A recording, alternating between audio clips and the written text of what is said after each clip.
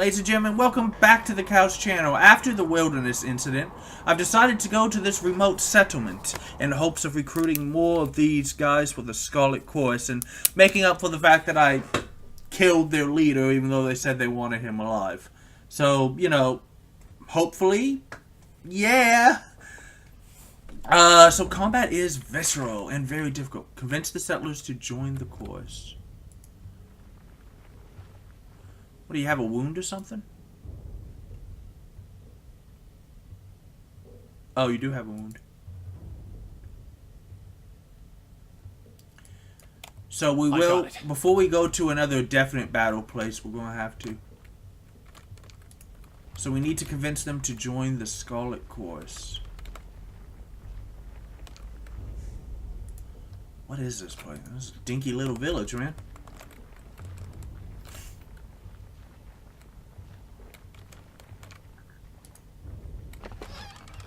What do we got? Some water.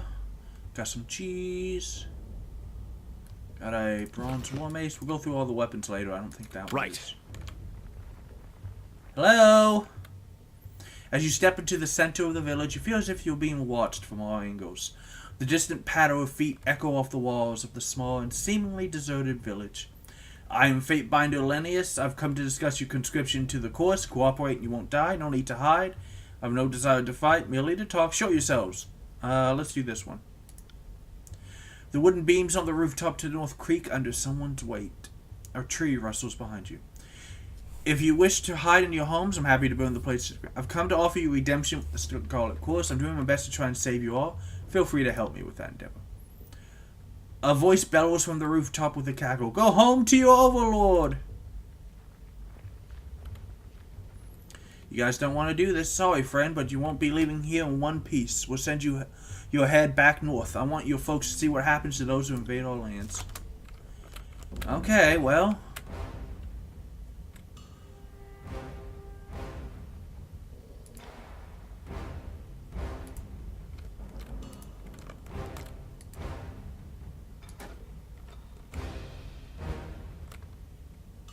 Let's just... No dice. That should take care of him a little easier. I don't want to do that.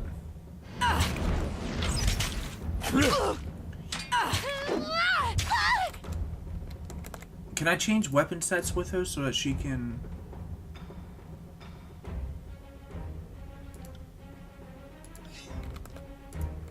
Okay, good. And then... Nope. Just like that, and then F1 for the Overlord. What the hell is she going? And do this.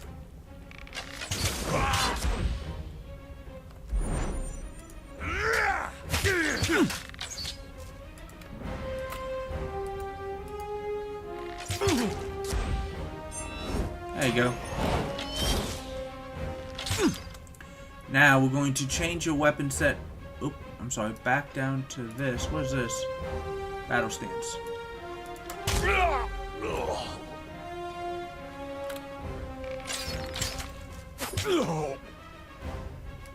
I said we're going to change back to this. And then we're going to do this. I feel... Damn it! Well... I mean, they only got the healers, so... Hi, guys! Scarlet Fury. Flicking the bronze tip of her blade, a Scarlet Fury strolls into view with a smug smile, flanked by an entourage of soldiers. Not bad. I have powered up the same number of corpses and half the sword strokes, but... Well, oh, my manners. One ought not to criticize help so generously given. She sweeps her arms in an exaggerated mocking bow. You have my deepest and sincerest gratitude for putting those veteran pissants in my place. How can you be so... Please, the peace people are dead. That's several conscripts that won't be joining the course. You're not a Fury. You're welcome, though I came here to recruit for this course. Slaughter wasn't my intention. We already got what we needed. The willing one. She points to several armed fighters at her side. We were hoping a different face might convince the remainder to join us, but alas, well, we can't win them all. So you put me on. The Oathbreakers will but step up closer. I seem to have killed all your would-be... These things happen. Look, you've done us a favor, and it was a real pleasure watching you fight. We'll clean up here. I do thank you for the assist, Fatebinder. Okay, so we do need to go rest because...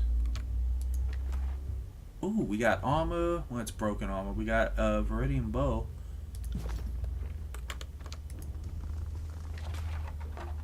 Take that cheese. Take this. Leather helm. Cheese. Blood mouse.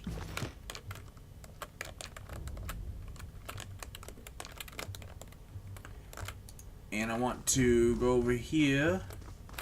So, unfortunately, we didn't really get anybody, but I guess you can't really get anybody.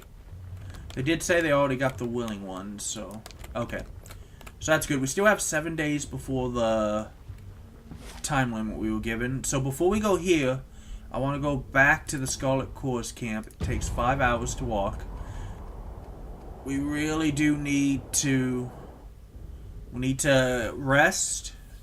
Resting will heal our wounds. I need to go through all the gear I have, make sure that it's fine. And then we need to march upon the crossing into the area of the fortress we're trying to take. Yeah, that sounds like a plan. That's a good plan. I like that plan. If the Corps don't give me a nicer reception here, I'm going to be unhappy. Excuse me. Pardon me. Coming through.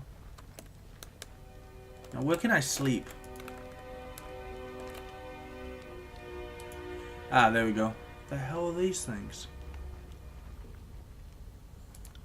Yes, rest for 8 hours. Should recover all wounds. And it does. Yay! Should be a merchant around here somewhere. Let's go talk to Death Neil. Make sure he doesn't have anything for us. Fatebinder. You've got explaining to do, Fury. I don't appreciate being used. The Fury doesn't even try to hide her glee, openly cackling and clutching at her belly. You have my gratitude for rooting out the Oathbreakers. Oh, come now, don't take it personal, Fatebinder. I knew a fighter like you could hold your own against grim odds. Knew it the moment I laid eyes on you. You know only... I assure you this is no laughing matter. Yeah. The party has received Cleansing Charm. The party has received Twisted Iron Sword. You can see the Fury's eyes beneath her mask become tight slits that twitch with anger. I'm reminded how humorous Fatebinders can be. She sheathes and unsheathes her sword, playing with it out of habit. She shrugs, completely unconcerned, and tosses it in your hand. Take it as a compliment. You expect me to just... You're right, I don't find being nearly killed all that funny, but I'll let you slide just this once. She bows deeply, gesturing broadly and overjoyed. I'll try to be more... I am killing all of the Corps, I swear. I am killing every last member of this. Let's go talk to Fifth Eye. What the hell is that? The Fifth Eye, commander of the locusts, watching in stillness is all manner of violence. He offers you a slight nod at your approach. I guess we don't need to. So am I... Meet at Echo Crossing. This is complete. Failed 12 Forge. Oh, I have to actually get there before I can... Okay. Who the hell is this? Siren? Who is that? A young woman stands flanked by a pair of soldiers. The ornate headdress cresting... She's not dressed like the others. Oh, this is the chick who was using, like, voice abilities. Cresting her brow lends her otherwise small figure an intimidating presence from gear to gown. Everything about her starkly contrasts the wretched state of the camp. She looks both at ease and uncomfortable, composed in her element and completely unsure. She turns to you. Oh, look. Father has returned. Have I gotten out of line? Have you come to punish me? Am I a bad girl? Or do you just want to use my power? Who the hell is this? Her face takes on a mock serious demeanor as she speaks, and with her words you hear the sound of a breeze rustling through the forest. It's at the same time calming and distressing. The girl smiles. Do you remember me, Fatebinder? Now don't disappoint me. We worked together at the Vellum Citadel. You used my voice to subdue those naughty sages who tried to escape your edict. The gentle breeze of her words gains force as she speaks. She takes a small step forward and the soldiers to her side move in, barring passage with their weapons. Is she a prisoner? How the hell is an Archon a prisoner? She looks at them and rolls her eyes. When she does, the sound of the approaching storm fades. Do I look like I can hurt him? She returns her gaze to you and leans forward as if to share a secret. These good people aren't for my protection. Apparently, I'm dangerous. But I guess you already knew that. We are totally taking her from these guys before I kill them all. Look at me! Do you think I seem dangerous? What harm can a 15-year-old girl cause? I'm only a child. The smile falters. She looks down, her hand moving to the headdress, her thumb tracing the edge of it along her jawline. She looks back up, the hard look back in her eyes. She regards you for a moment before continuing. So, Tunon's Fatebinder in the middle of the battlefield. Kairos must be desperate. You were sent to shame Ash and Nerat into action, weren't you? Ash certainly needs someone to dig a heel into his back, if only to distract him from his problem. She purses her lips in thought. But Nerat, he's just a cat playing with a realm-sized mouse, isn't he?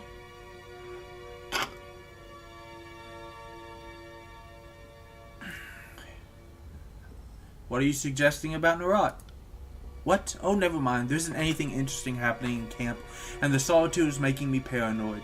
Nerat is the Archon of Secrets. I'm sure he has one or two he isn't sharing with anyone. I can't be expected to keep track of all his comings and goings. His plans and secret meetings. His betrayals. She trails off and stands in thought for a few moments. Anyway, we have a more important matter to deal with.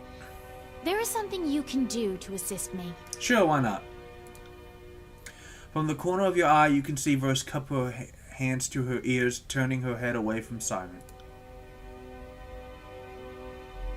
Simon's mouth opens in a perfect O shape, and the sound that pours out is captivating, entrancing. It dampens the ambient bustle of the camp until it seems that nothing exists but her voice. Remove my helmet.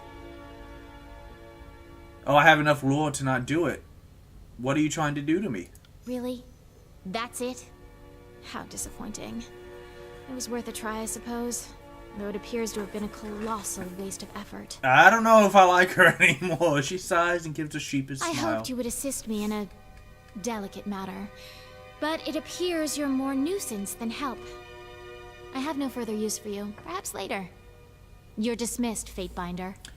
You will answer some questions for me first. I said dismissed until I have further need of you. Your presence displeases me. This time her voice takes on a different quality. It screeches like a piece of flint stuck in a grinding wheel. You can feel it down to your toes, and you want nothing more to make a hasty exit before the Archon inflicts more of her terrifying assault. For the love of Kairos! That was the Archon of Song, in the flesh! Darting his head for a furtive look back at Simon, he sighs in awe. Keep walking, best not to Quite offend her. right. Now's not the time to trouble her with 1,000 questions. Another time, perhaps. No! No. Well, so we've got 6 days left. I think that's enough. Is there a shop around here? Well, there's more of you guys now. Fatebinder.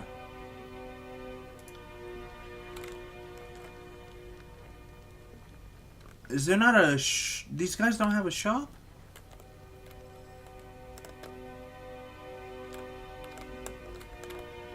I'll have to go to the other place. And because I need to use a shop before I can and offload a bunch of this stuff and buy more healing potions. Yeah. We have some conversations too, so I think this episode will do that. Back to the disfavored camp. It only takes 2 hours. Hold down tab to highlight important characters and objects you can interact with. Yay!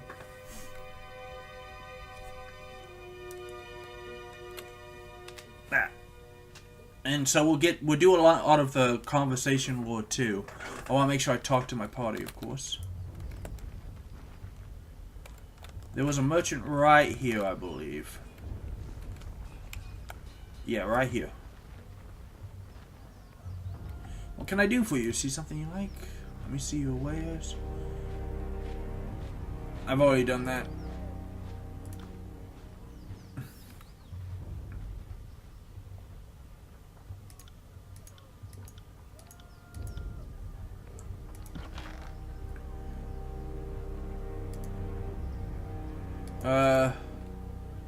Sell all the saber root cheese. Extra fitness. That might be useful.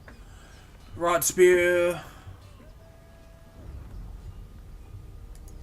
Not useful. No. I'm gonna sell that. That's kind of cool, so I'll wait for a boss. Distant impact is pretty good. Lesser sigil of reaching grasp. I might need that. Sell the grain. Might be useful. Water. Don't need the resolve. What's this? Hide. Ah, it's just useful. Broken armor. Broken armor. Topaz. Sell both. I believe that stuff's useful. We have some gear there. We have some gear there. Can't sell that, but I don't want to. Okay. Do you have healing? Lesser healing potions.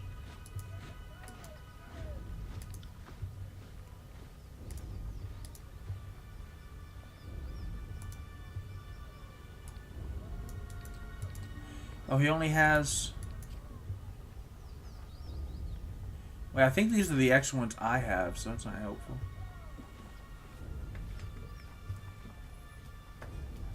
And we'll... Okay, so we'll go through...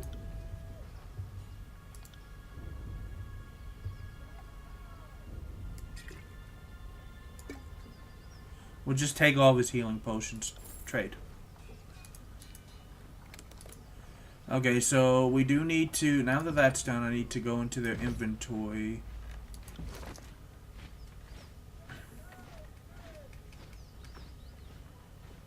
It's literally the same, so let's just make sure that, yeah, I know you look a little stupid, just deal with it.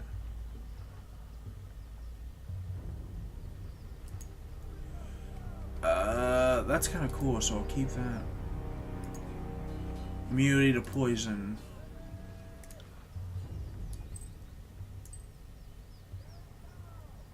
What is this? Twisted Iron Sword. Not that great. What about for you? No. You. Ooh.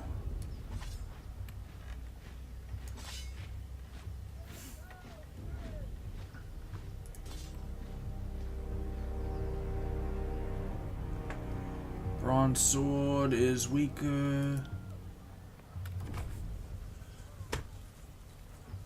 I kind of want to keep his quill because that's a ranged thing and he needs like a staff or something. Rusted iron sword. That can go because we're going to use that to... Bloodstone is worth a lot, but there's not really anything we need to buy. Potion of revival. Hell yes!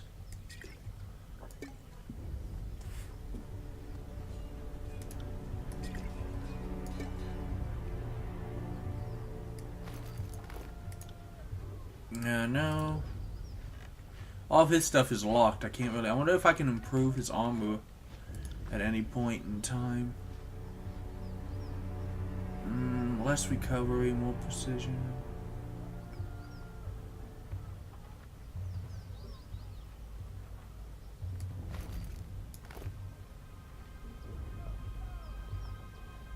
What is this? Only verse can equip this. Oh.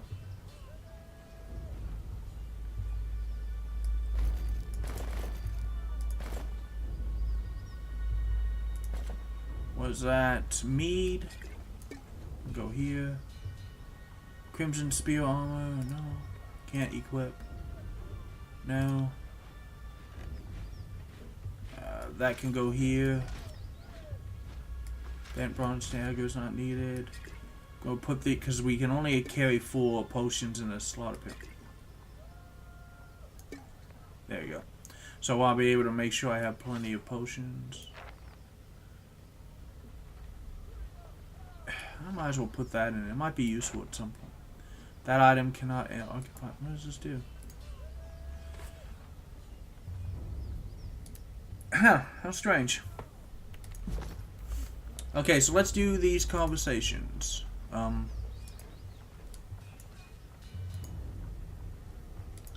Fatebinder, you look like you need to talk. Yep. What can I do for you? I'd like to know more about you. I am the line your enemies cannot cross. I love him. All other details are meaningless, but I suspect you have some thirst for details. So ask away. Did you seek the trade of war, or did it find you?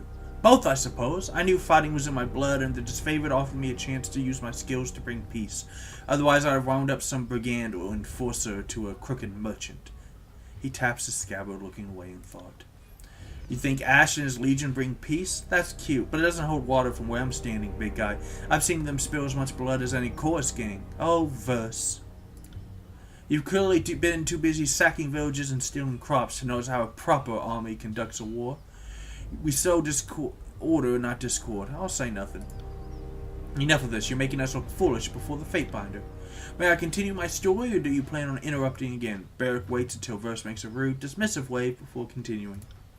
Did his favorite leader recruits in anticipation of the march south? They offered to care for my mother and brother as long as I stay with the Legion, which is a better guarantee than you'll find anywhere else.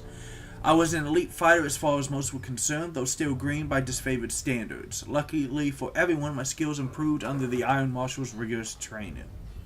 Tell me about your name. Barrack's a shortening of my northern surname, which has been passed down through the generations since Graven Ash assembled his army. I go by it because I wear it with pride. The proper form is Barrackon. Beyond its age and association with the General's Legion, the name of Barrackon has no great titles or associations. I hold no claim to a great house or legacy, save for the disfavored.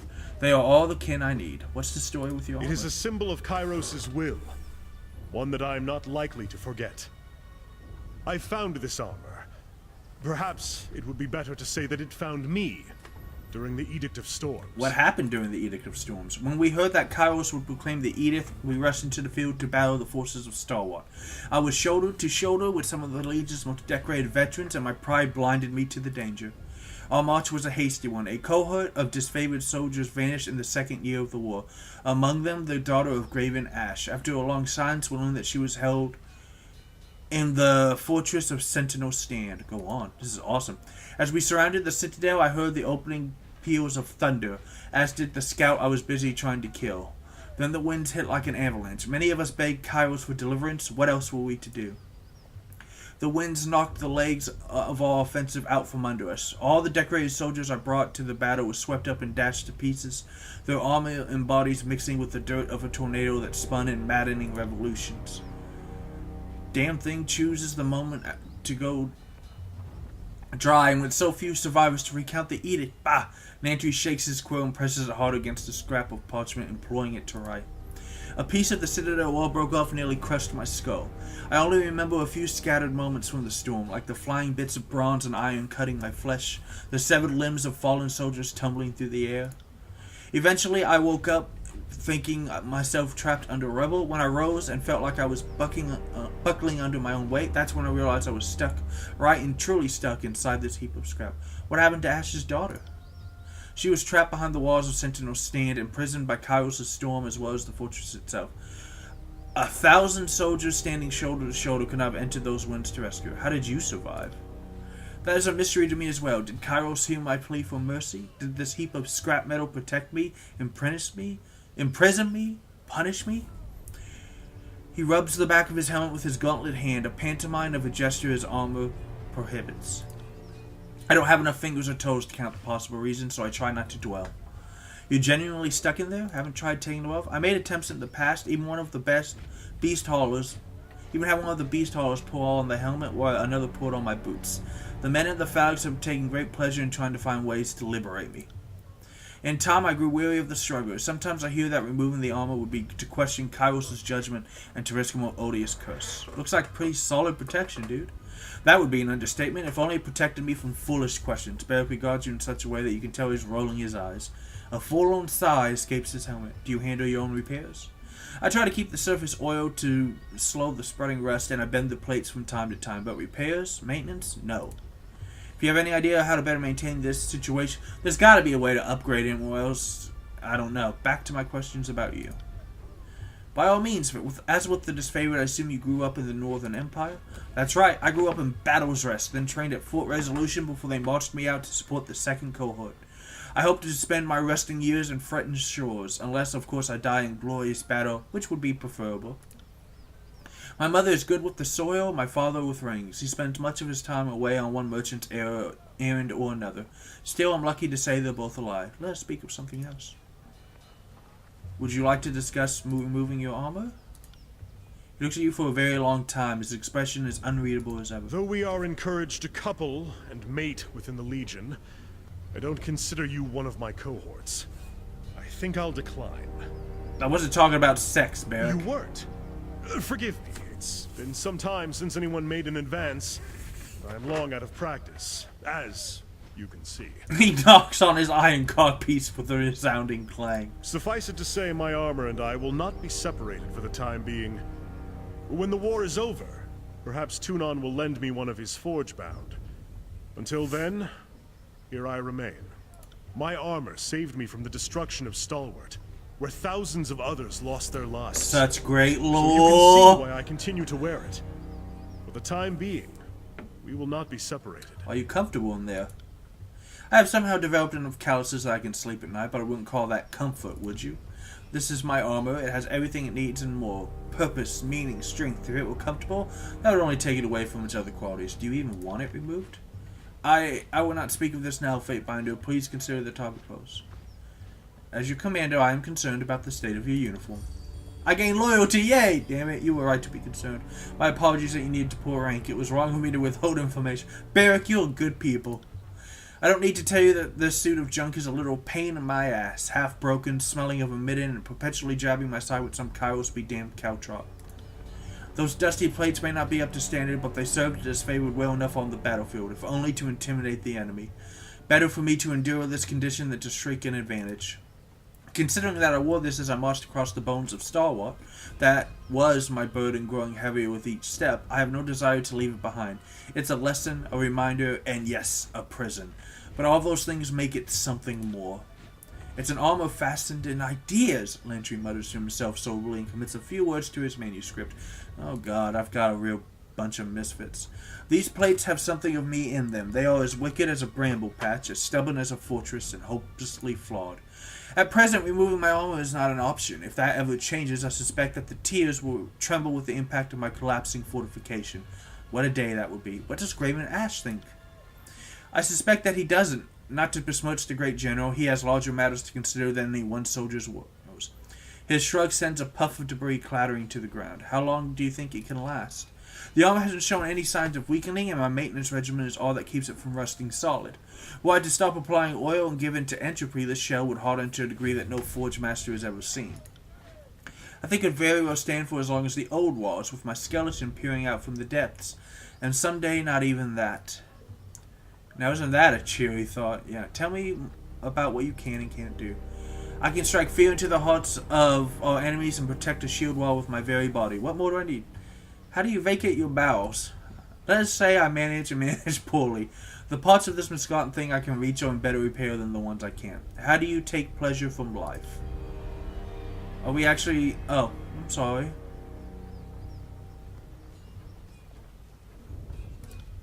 I don't want to hear this. How do I even run far enough to avoid it? Well, I can't. My works are inaccessible from the outside. As much as I've tried to worm my arm out of this iron sleeve, I only succeed in dislocating my shoulder. If you ever think me... How do you fare in water? Better to ask, how do I sink? The answer is quickly. Water passes my lips easily enough, though I take great care to keep it from anywhere else. Back to my other questions about your armor. Let's talk of something else. Tell me about the disfavored. We are the Iron Legion, the warrior elite of Kairos' fighting force. I could easily lose count of the hours extolling our glories. What is it you'd like to know? Have you fought in any notable battles? I served in Stalwart for the better part of a year. Faced the enemy everywhere, from Core Run to Sentinel Stand. I lost count of the battles. Seems like we fought every other day. A sigh echoes in the cabins of his helm. Some of our best victories took place there, fighting an enemy worthy of our iron. but we were not successful enough to please the Overlord, and the final intervention was harsh on us all. Beric takes a deep breath, his arms folding as his posture stiffens. I had an unusual view of the Edict of Storms. Kairos' judgment left its mark on me, yet considering how we fought at Starwater with the skill and honor of legend, only the Edict is remembered. A shame. Tell me about Graven Ash. Graven Ash is the general of the disfavored, a veteran of centuries of battle, and an Archon without peer. I would follow him to the void and back without question. Beric swings his arm in salute. How did he come to serve Kairos? Before the uniting of the Northern Empire, Graven Ash served as a warlord in the service of one of the local kings that defied Kairos' rule. Incredible as it may seem, Ash stood against Kairos' rule. Though his army was dismantled by Kairos' overwhelming numbers, Ash's forces performed admirably. It was said that he and his troops claimed 70 and 7 lives for each of their own. That's impressive. Kairos took an interest in the military genius that bloodied his army.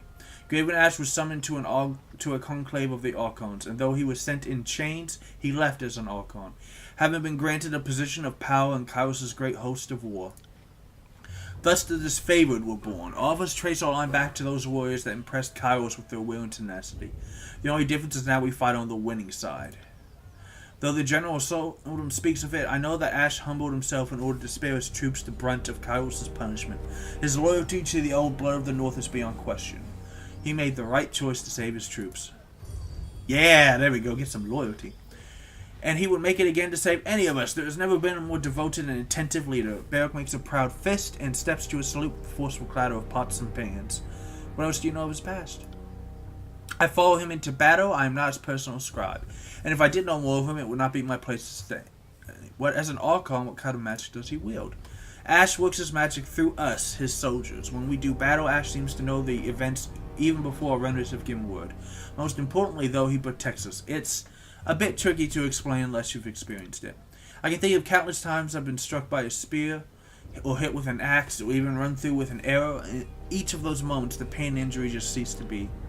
None of us know how he does it, or how he can sense that we're in danger and intervene from afar, but I suppose that's why he's an Archon. What he does probably wouldn't make sense to someone like me. How do you feel about him? How do I feel about him? Archon Ash is the bravest, warmest, most compassionate general who ever lived. He's a living icon of leadership and courage. He tilts his head to the side as far as the sun's suit's limited range of motion permits. Ash is a soldier, but he doesn't kill for sport. A leader, but he doesn't issue commands to hear himself talk. He demands discipline and sober conduct of his troops, and I applaud such standards. Back to my questions. What can you tell me about your time in the Legion? I joined the Legion 3 years before the conquest of the Tiers began. Though handy with a few weapons, my size made me the perfect addition to a phalanx. I've served with the Stone Shields ever since. Proud to say I've stood front row, right corner in over a dozen battles. That has been my place ever since the Iron Marshal gave me the assignment. The Bastard City, the Gates of Judgment, Verduin Pass, Arkan's Ring, a quick tour in Barris and Chains, and then Starwater. I spent a long time in Starwater. Lost a lot of friends there. What of the other disfavored lieutenants? They are Graven Ash's most trusted officers and warriors from the Iron Guard. Between Ash's arcane powers of command as called of gifted leaders, there is little confusion or chaos in ranks. Tell me of the one they call Iron Marshal. She takes it upon herself to train and harden our greener recruits.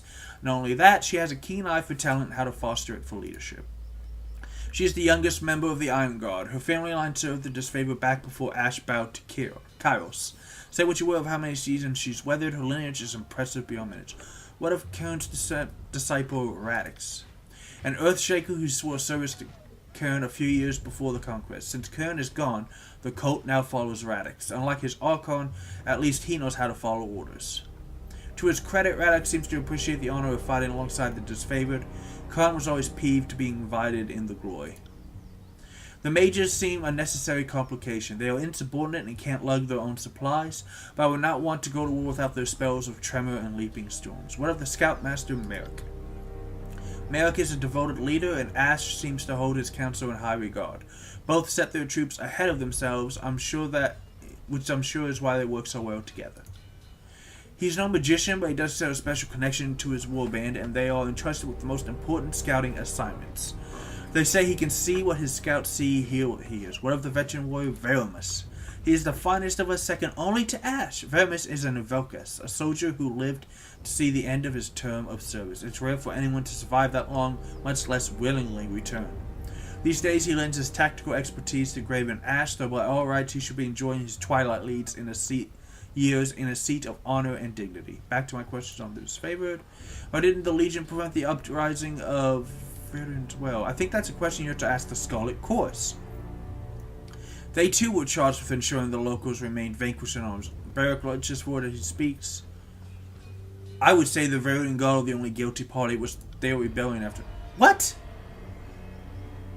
That is a supposition unworthy of you, Fatebounder. The tears are but children before Kairos. We don't blame them for their ignorance, but the responsibilities that... I thought I was choosing the right woman. What more can you tell me of the Legion? The disfavored accept only the finest warriors. We are all volunteers and soldiers by trade, not farmers and fishmongers pressed into service. There is a century of tradition, honor, and tactical mastery in our ranks. We don't just let anyone into the Legion. Only Northmen of character and prowess are welcome. What about me? What if I wish to join? A charming sentiment, good Fatebinder, but no, you are sworn to another Archon. Your loyalty would be suspect. So why is this Legion called the Disfavored? It is a name born in shame, now worn in honor. After Graven Ash stood against Kairos, he was forced to give up much. His allegiance, his pride, and the name of his vaunted armor. What was the Legion originally called? The name has been forgotten by all save Ash and Kairos, and is considered bad form to bring up the topic. Since you didn't know any better, I'll say this much. Disfavored is the only name by which anyone needs to know us. Let us speak of something else. Back to my previous questions. Good Lord, I have some questions about the Scarlet Chorus. Our allies do not share the disfavored sense of honor and discipline. The Chorus would trust any criminal, rapist, or half-wit with a truncheon or blade. What would you like to know? What do you know of Nerat? The Archon of Secrets? All I know are rumors, hearsay, speculation, but that's as much as anyone knows of the voices. Some accounts tell that he's actually dead and the Overlord has trapped the minds of his foes in the same body to torture them all. As likely an explanation as any I've heard. In truth, I know little of the voices and have reason to suspect almost anything about him could be true. You could tell me his tears turn cheese back into milk and it would seem more sensible. Do you know anything of his powers? I am no scholar of sorcery, but as I understand it, the voices of Nerat is a thief of minds. They say he can swipe your thoughts and make them his own. I don't know how it works. When I recruited into the Disfavored, the Iron Master told me never to take an audience with the voices if I didn't have a witness on hand. Do you think him disloyal? I really shouldn't comment on such matters. I'm not going to say that. What do you know of his associate, the Archon Siren? Siren is the Archon of Song and one of the youngest of her rank. She can influence human emotion with her voice alone. The voices may be the conductor of the chorus, but I'd argue Siren is their best weapon. The voices put her talent to good use. He had her singing a song up and down the coast, and the tearsmen defected to the chorus in droves. Back to my questions on the Scarlet Chorus. What can you tell me of their troops and tactics? Tactics? This is the first time I've heard of them. Good Lord, this is taking forever, but it's so good. And the Chorus is more of an irregular mob than a proper army. Still, it's a well-armed mob, and they have a few proper warriors and magicians in their pitiful excuse ranks. Most chorus rats are untrained peasants handed a knife or a pitchfork. It doesn't take much to qualify you for the front lines. One only needs a beating heart, and even then the chorus could make do. Of course, not everyone in the chorus is an infirm child or sickly crone. Some ex-soldiers and madmen join, and the fighting elite of the chorus form a clique known as the Scarlet Furies. Barrack is too dismissive by far, but he's right that most recruits are novices pressed into service. Most will not survive the first few battles. Those who live will have experience to lead, and those who fall can easily be replaced. What sort of magic do they use? The Blood Chanters are the mages who follow the voice of Nerat. Like the chorus itself, the order is not steeped in tradition and antiquity, rather but on knowledge stolen from other guilds. Their fire magic earns them a place on the battlefield, but they also have chants that stir the mind and heart. The motherless swords have spells that can bolster a man's courage or tap into his fears. The chorus is a mob. How is it led and supplied? The voices of Nerat gives orders to his elite commanders, who in turn send instructions out to the gang captains, but beneath that hierarchy it is chaos. Whole gangs will break from the larger force and disperse back into their homelands. The chorus is inefficient beyond words, and yet more bodies keep coming in to replace those lost in the mess. Inefficient? Every weakling lost in the shuffling is one less burden to those in the choir still dancing to the song of battle. All ways may be harsh, but otherwise the stupid and soft will inherit the chant. The chorus has a lot of mouths to feed, so the conscripts that can't or won't fight will make to gather food and water. Else, I'm told, they're fed to the pigs, becoming food and water in a sense. A fine contrast to the honor, efficiency, and decency of the disfavored. The Legion demands courage and tenacity, but provides us with good iron and does not leave its soldiers to forage like vultures. Back to my previous questions. How do you think the Scarlet Corps convinced so many Tearsmen to join? It began with Siren. She had a song that got whole villages marching to her will. And once those peasants killed their neighbors or cousins in service of the voices, it either hardened them into warriors or broke their mind for servitude. Lots of criminals and drifters joined the chorus too. It seems like the scum of the Tears just need the promise of glory and sanctioned debauchery to turn on their neighbors. It's not pretty, and it shouldn't be. The chorus is a forge. All the dirt of the Tears goes in, and the finest bits are refined into weapons. There are many that joined the Scarlet Corps because they wish to join the winning side. It's a shame that such patriots were not born to proper northern stock, too weak or too slight to be disfavored. The Scarlet Corps is their best freedom from fealty to the younger realms. Not everyone has the fortune of gaining Tunan's favor. The disfavor turn away seems that selective to the point. The Tearsmen will only be a weak link in your... Yeah, there we go. Yes, the North is our shared link. Our consistency. How could I trust a woman or man to hold the shield wall if I don't understand their customs? Enough about the course. Let's move on to another matter. What can you tell me of the Tears? Uphill both ways and full of dumb sods. I learned some history and training, and I've been here for a few years, but I'm no expert. My god. Okay, so this is a long episode. I'm going to finish clicking through and getting all of Barrick's stuff, but when we come back, we'll do land trees and we'll move on as well. I'll see you guys next time here on the Cows channel.